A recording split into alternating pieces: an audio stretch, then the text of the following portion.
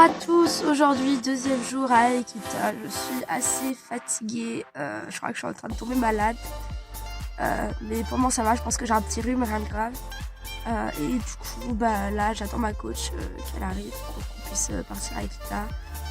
Aujourd'hui je pense que je vais aller voir les élevages, quelques spectacles, je vais voir une fille monter, et après je sais pas trop, je me baladerai je pense. Les achats sont déjà tous faits, donc pas besoin d'acheter quelque chose normalement. Et voilà.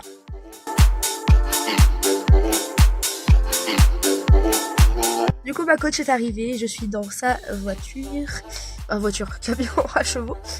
Et je l'attends, elle est en train de revenir, donc parfait.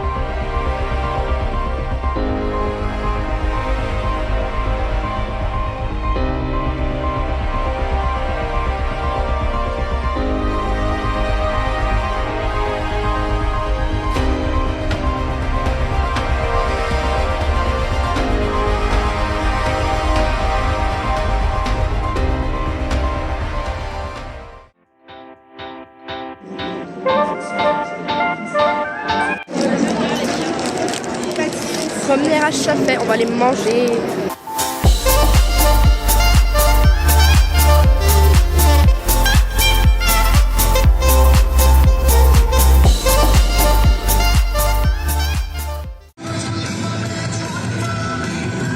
À gauche ou baril à droite. Vladimir a choisi le baril de gauche. La lecture de la trajectoire est bonne. On vient rechercher la fluidité. Et c'est bon ça. Et ça tient pour Vladimir Simic qui va aller rechercher un chrono. Ici pour Paul Olivet.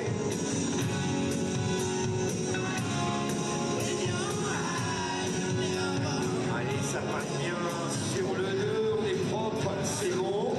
Pas de pénalité, ça vient rentrer à la mi-temps. On va aller rechercher le chrono. Ici pour Clément Véritier. Et ça fait on est pas mal, Clément. On vient rentrer, c'est bon. Petit geste technique au passage, c'est bon. Clément va réaliser un chrono, 17. Allez, c'est parti pour Alicia Wood.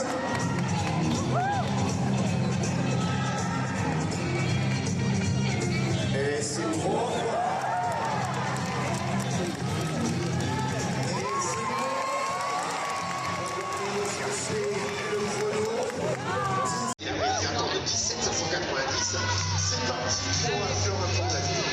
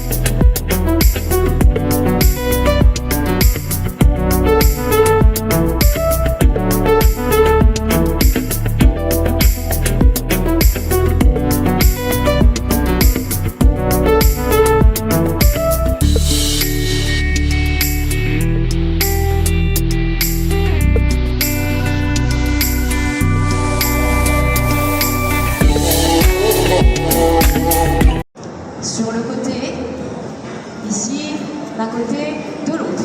Et ça va éviter pas mal de problèmes. Ça va éviter le cheval qui va tracter, qui va embarquer, qui va tirer au renard.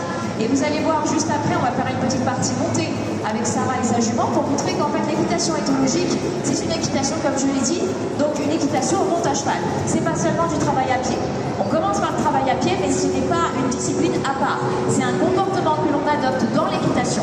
Et encore une fois, c'est ce qui va nous manquer aujourd'hui, parce qu'on ne sait pas, quand on arrive à l'équitation, souvent on ne nous apprend pas comment fonctionne le cheval, quels sont ses besoins fondamentaux, de quoi il a besoin pour être bien, en tout cas pour ne pas être en mal-être, comment il apprend les choses, comment il comprend, comment il constitue son cerveau.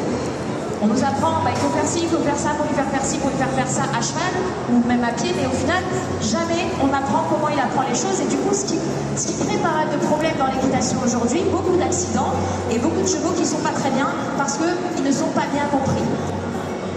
Alors, pour vous présenter un petit peu nos chevaux, ici, j'ai un jeune cheval qui s'appelle Tekoa, qui a 24 ans. Et lui, c'est un de ses premiers salons ici. Enfin, c'est la première fois qu'il vient sur un salon comme ça. Donc voilà, c'est vraiment ses premières démos, il est en cours de débourrage. On a aussi une petite vidéo de lui, un petit avant-après, parce que c'était une rééducation, un cheval qui vient d'Espagne, donc très compliqué. Et on a aussi Bianca, qui est une jument un petit peu plus âgée, donc voilà, ce qui permet de voir le travail d'un jeune cheval et le travail d'un cheval un petit peu plus expérimenté qu'on va voir avec Sarah, que vous regardez là. Et on a là-bas Casey, je sais qu'il y en a beaucoup qui l'attendent aujourd'hui, Casey qui est une jument Mustang, avec qui j'ai participé au Mustang Makeover dans l'idée de les sauver. Cette jument, il faut savoir qu'aux États-Unis, elle s'était retrouvée dans ce qu'on appelle les kill pen. Donc les kill pen, c'est pour partir ensuite être abattue au Mexique ou au Canada. Donc elle a vraiment été sauvée de justesse. Jument très compliquée. Pareil, on a des vidéos avant-après sur tous nos réseaux sociaux et également sur notre stand là. Je vais vous présenter du coup un petit peu après, parce qu'il faut savoir que Casey est arrivé complètement sauvage chez moi il y a le 8 mai. C'est vraiment très récent. Et vous allez voir que même un cheval sauvage, il y a quelques mois, on peut, grâce à l'éducation et à la compréhension, faire vraiment plein de choses. Donc, très important aussi d'avoir mon cheval qui va venir marcher à côté de moi. Si j'accélère, mon cheval accélère. On y va, madame. On y va, bien. Et si je ralentis, mon cheval ralentit. Si je marche tout doucement, mon cheval tourne doucement. Et vous voyez qu'on a 3 chevaux sur cette carrière ici, ils font tous la même chose. Ce sont des races différentes, des âges différents, et ils viennent pas du tout, ils n'ont pas du tout le même passé. Pourtant, ils sont tous éduqués à ça. Parce que c'est assez simple d'éduquer à ça si on a les connaissances. Et ça s'apprend en une séance, d'accord? D'avoir un cheval qui marche à côté, qui accélère, qui ralentit, qui s'arrête quand je m'arrête, qui recule quand je recule, et qui avance quand j'avance. Et je peux le changer de côté, mettre de l'autre côté, allez le loup, voilà. Ici, et pareil, arriver à mener mon cheval de la même manière en étant de l'autre côté. Ok, pareil aussi très important, quand je vais aller de ce côté ici, mon cheval doit se pousser. Je peux pousser l'épaule. Et au contraire, quand je vais de l'autre côté, mon cheval me suit. D'accord? Et tout ça, c'est fin, c'est léger. Pareil, ici, éloigner mon cheval de moi, le faire partir sur un cercle, et commencer le travail longé. Mais ça, souvent, en longe, il y a pas mal de soucis aussi. Et vraiment, si je dois faire avancer mon cheval accélère. Si je veux le faire accélérer encore, il accélère encore. Ok, c'est bien, madame. Et surtout, si je veux faire ralentir, ça ralentit. Et pas 3 heures après. Si je veux arrêter, ça s'arrête. Et même reculer. Ok. Bien. Marcher. Se pousser latéralement. S'éloigner de moi et avancer. Et après, quand on a fait tout ça, on peut commencer un petit peu le travail de locomotion. On commence pas par là. Souvent, c'est un petit peu l'erreur qu'on fait dans l'équitation. C'est-à-dire qu'on va, avant que le cheval soit éduqué, il ne sait pas tout ça, il ne connaît pas toute la base. Et pourtant, on lui demande de faire tout un tas de choses et de se porter correctement. Et du coup, vu que c'est pas possible, parce que le cheval ne connaît pas, on va mettre des enraillements, des choses comme ça. Là, vu que c'est un jeune cheval, lui, je lui apprends déjà à venir un petit peu vers le bas, et tout en continuant à engager ses postérieurs. D'accord? Donc, il travaille sa ligne du dos. C'est un jeune cheval, il n'est pas encore monté. Donc, je travaille de cette manière-là. Quand on est sur un cheval après un petit peu plus expérimenté, là-bas, Bianca. On va même commencer à faire le travail de mise en place, d'accord? Et encore une fois, on passe par l'éducation, la compréhension, ce qui fait qu'on a des chevaux qui sont calmes, réactifs et sereins. Ce que l'on va faire là maintenant, on va vous montrer une petite partie en musique, on va faire de la liberté. Je vais essayer la liberté avec tes voix, on verra ce que ça donne. Parce que c'est première liberté là ici sur le salon, je n'en avais pas encore fait sur les salons. Là c'est le dernier jour, donc on va bien voir ce qui se passe. Donc on va mettre un petit peu de musique et on fait ça.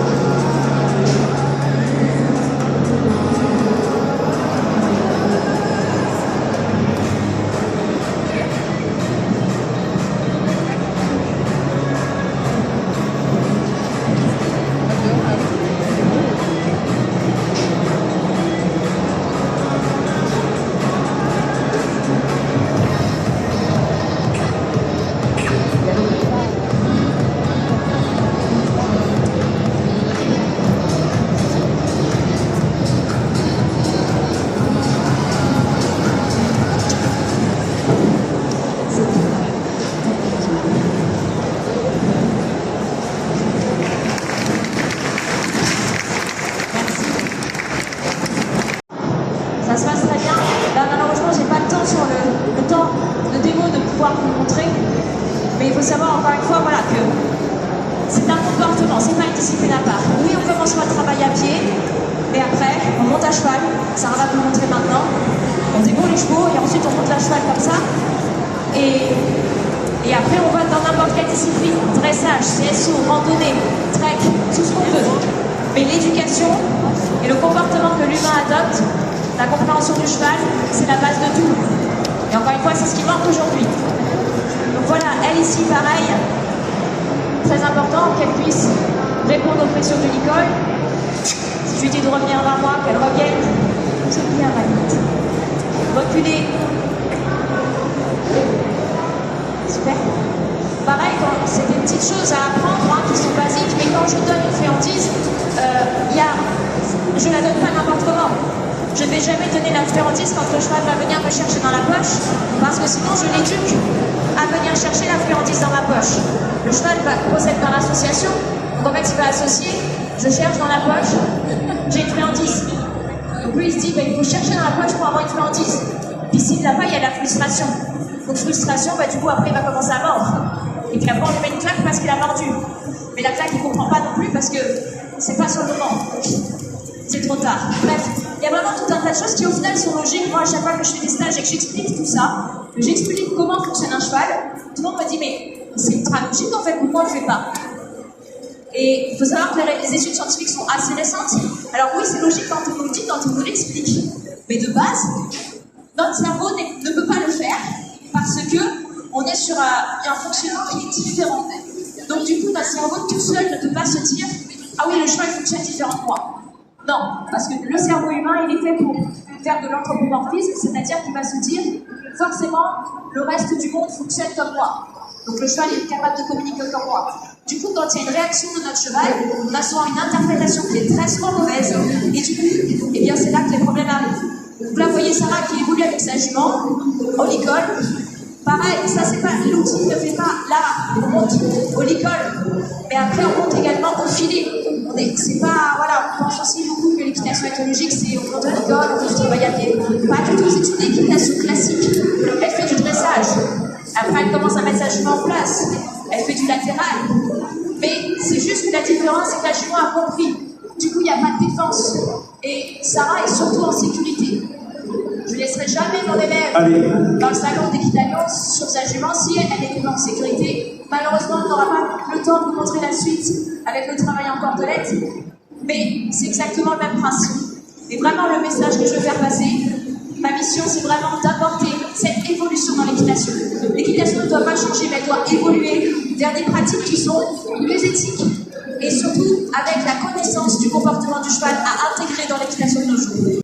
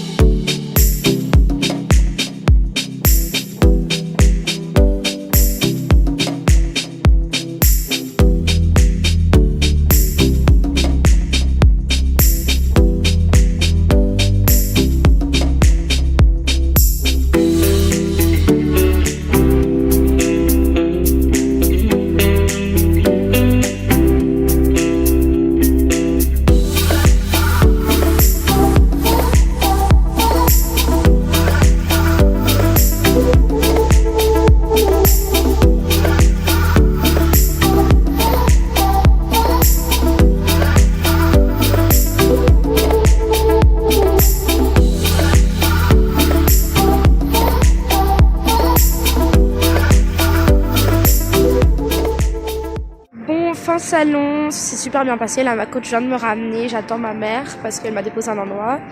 Et voilà, c'est la fin du salon. Ça s'est bien passé. Et je ferai un petit récap à la fin parce que ma mère est arrivée. Bon, je suis sincèrement pas douée. Ça fait 2 jours d'affilée que j'oublie de vous faire la fin de la vidéo. Donc, j'espère qu'elle vous a plu. Si oui, n'hésitez pas à vous abonner et à mettre un petit commentaire. Ça fait toujours plaisir. On se retrouvera dans la prochaine vidéo pour Equita. Bye bye!